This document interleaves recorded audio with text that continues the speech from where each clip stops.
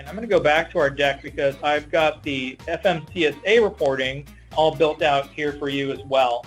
We're doing this with slides because this is actually coming from a live database. We want to protect the names to make sure that we're not exposing any sensitive information. This is what the dashboard looks like, so I can very easily see how my inspections are going. You can see how the drivers are doing as far as violations and non-violations, and then I can start looking for trends in my data. And that's going to be important because this is where we're going to actually start getting a lot of that information that you're going to now know that I need to provide additional training to my drivers. The next one I can show you is much like the previous one. If we click on any of the things we want to see more of, I simply click there. That's going to take me to that information. You can see I've got a big list here.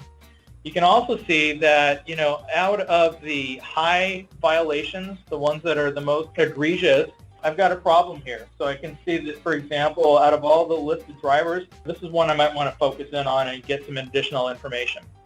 Now, that little number 1 there, we're not going to be able to see this in the presentation, unfortunately, because, again, these are slides. But if you were to click on that, that takes you to the data that is behind that. It's going to tell you what that violation is. We'll get some examples of that here in a sec. Now, this next screen that we look at gets into the CSA inspection and violation dashboard. This is going to represent a little bit more granularity, and it's going to break down each of the violations as we see it. So this looks very similar to what we were looking at with the driver's dashboard, but this gets into the CSA inspection and violation. Now, this next screen is also part of that scroll, so you can see I've got my violations by type that are broken out here. So I see that there's a big spike in vehicle maintenance over there with 313 violations on this. This is telling me that I need to work with my drivers on those pre- and post-trip inspections.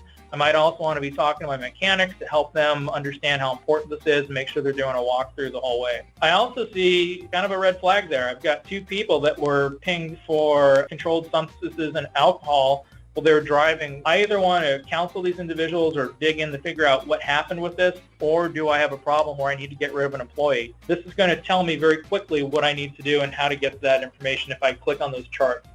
Again, another example of that is if I click on this 18.56%, this is going to give me the information that's behind this as well. Here's the violations as they're broken out. You can see I've got a lot of speeding, 15 miles or more over the speed limit. Again, that's a training opportunity, as well as some of the others that are in here. If I click again on that number, that's going to take me to the data that's behind this. I also see that I've got a spike in my severity level 10 for people that are operating a mobile telephone. This is a great place where we can distribute some additional training to all the drivers to make sure that they're aware and they're signing off that they understand that this is a thing. It's nice because, again, if there's ever any accident after this, you can prove definitively that you put these drivers through that training. So it's nice because then it defers a little bit of that responsibility over to the driver in case there's any sort of investigation.